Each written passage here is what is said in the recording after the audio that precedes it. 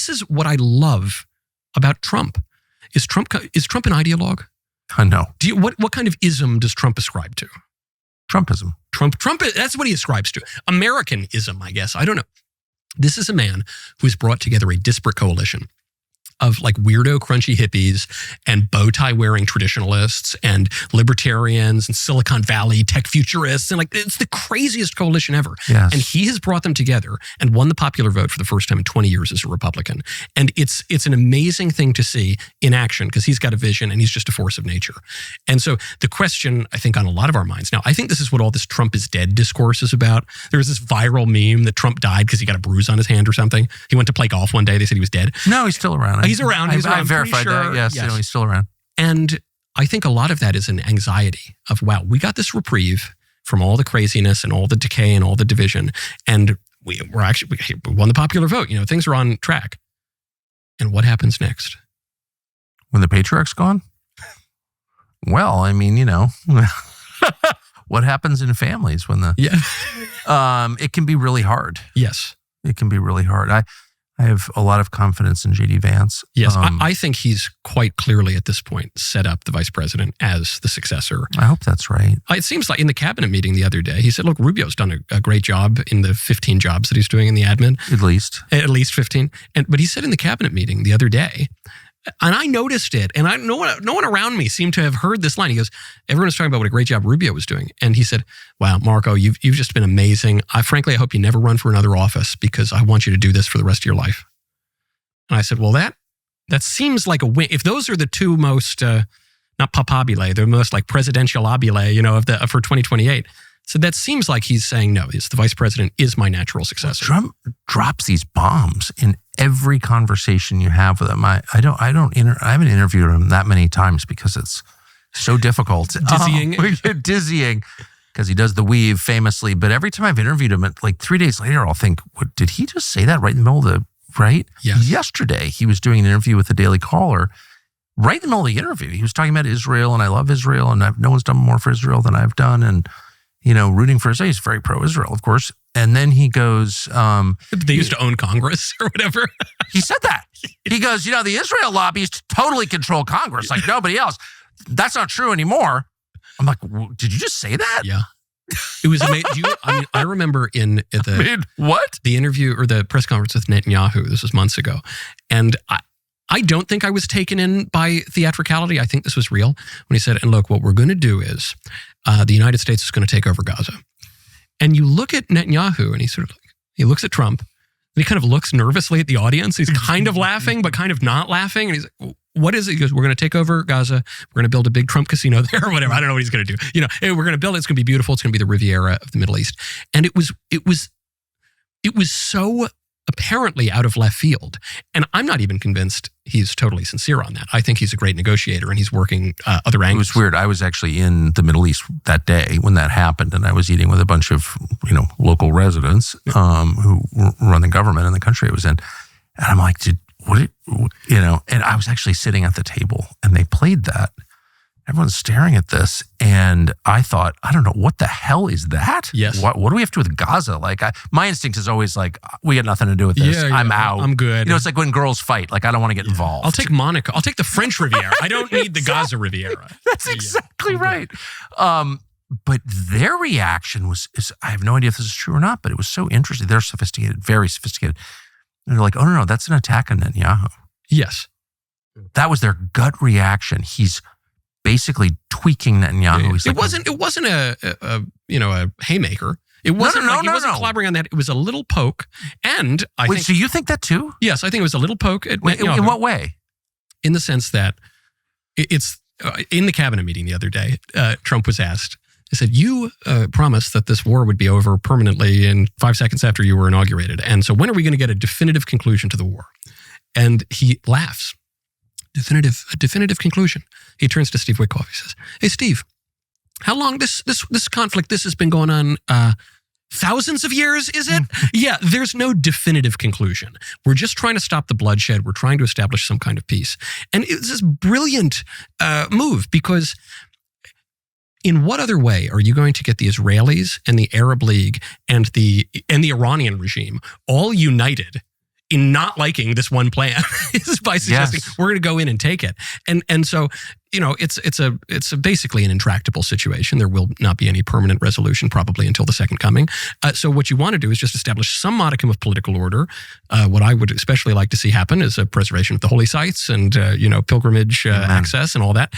But we should demand that. I mean, that's not even, it's like, no one owns Jerusalem. Sorry. Yeah, of course. But there's easier said than done in a messy neck of the woods. When you're paying for it, you can just be like, look, our first demand is Christians need to be able to visit the Church of the Holy Sepulchre. So, of course. Well, I don't know. I don't know. It seems to me that the holy sites still seem to be okay. In Gaza, there was unfortunately the attack on St. Porphyrius, which I grant was accidental. I don't think it was. I don't see why, from a strategic perspective, it would be beneficial to the Israelis to like particularly stick a finger in the eye of the Christians when America is your last political protector. There's been a lot of it. I don't know. I don't understand it. I think it's self-destructive behavior, but what I care about is the effect on Christians, and it's just not good at all. Then you have to ask yourself too, okay, what's the conclusion? You could either have the state of Israel take over Gaza again. It had Gaza from 67 until 05, then just gave it away in 05. Hamas gets elected. Hamas runs it for a little bit. And then there's the October 7th attack. Israel's going to say now, okay, this is an unacceptable security risk. We're not dealing with this anymore. So you could have Israel take it over. That's going to be probably an unsatisfactory resolution.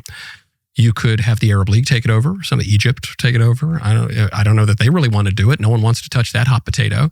You could have, and then Trump just drops out of the air. And he says, yeah, we're taking it. And we're going to develop condominiums and we're going to ship all of the residents to South Sudan. That was floated, I think, in the Israeli government. South Sudan, the one place on earth that's less pleasant than Gaza. And I don't think that's going to work out well at all. And what is, I think Trump is totally sincere in what he says. He goes, my solution here is not some permanent answer that will totally make the Israelis happy and totally irritate all the Arabs and the Persians. My answer is not going to totally make the Israelis unhappy and totally satisfy Egypt or whatever, the Arab League. It's, I just want some semblance of peace, which is where I feel totally vindicated on this. I've said for years, when everyone is calling Trump the N-word, they always call him the N-word, a nationalist. Oh, yeah. Always. They call him the N-word. And I said, I don't really think he's a nationalist. He loves the nation. He's a great patriot. He supports strong borders. But I said, I don't think he's really a nationalist. I think he's kind of an imperialist. Fall is here, and so is fall fashion. So let's talk about Cozy Earth. Cozy Earth's pants and joggers are perfect when it starts to get chilly out. You can wear them at home, running, indoors, outdoors, even to work or on flights. And best of all, they are comfortable, really comfortable. We didn't know joggers could feel so. We didn't know what joggers were. But Cozy Earth taught us and redefines how you will lounge and live. The feel stays consistent no matter where you go. They're lightweight, breathable, flexible, yet still polished enough to wear out. Take our word as a fashion icon for it. The everywhere pants move with you and keep you looking good. It's the perfect balance between comfort and function. Everyone on our staff who wears them agrees they like it. Visit CozyEarth.com. Use the code Tucker for up to 40% off joggers, pants, shirts, everything. You get a post-purchase survey. If you get it, tell them how you heard about Cozy Earth on this show. Cozy Earth, built for real life. He wants to acquire Greenland and invade Canada. I don't think that's not generally what like yeoman farmers do. No, that's a Teddy Roosevelt move. Yes. I think his vision of America first is that America will take due care to prioritize her national interests, part of which is accepting the political reality that we're the global hegemon and we need to maintain some modicum of world order. And this goes back to the really ancient conception of the political order, which is that the purpose of empire is to just have peace and order. This is in the Aeneid, in Book 6 of the Aeneid. Aeneas goes down to his dad in the underworld, and the dad gives him this whole view of what's going to happen to Rome. And he says, look, different peoples are given different arts. The Greeks are good at making souvlaki. The Chinese are good at making bad soup, and the Romans, awful soup. Awful. I've never even tried. The pangolin is good, but I've never tried the bat. He says the Romans, their art is to govern. And it's not, governing is not like fun. It's not the most glorious necessarily thing. In some ways it'd be more fun to be a writer. It'd be more fun to be a poet. be more fun to go. But that's what the Romans are given, is to govern. And it's just a job in the world, and someone's got to do it. And you just need to establish relative peace and protect the rights of nations and just keep on keeping on. Do you think we're suited for that? I think Trump is quite suited for it as an individual, as a national leader. Is America suited for it? It's not how we started. We weren't looking for it when the country began, but we got it. I mean, I totally agree. Someone's got to be dad. I mean, that is absolutely just the nature of man, and there's no getting around it.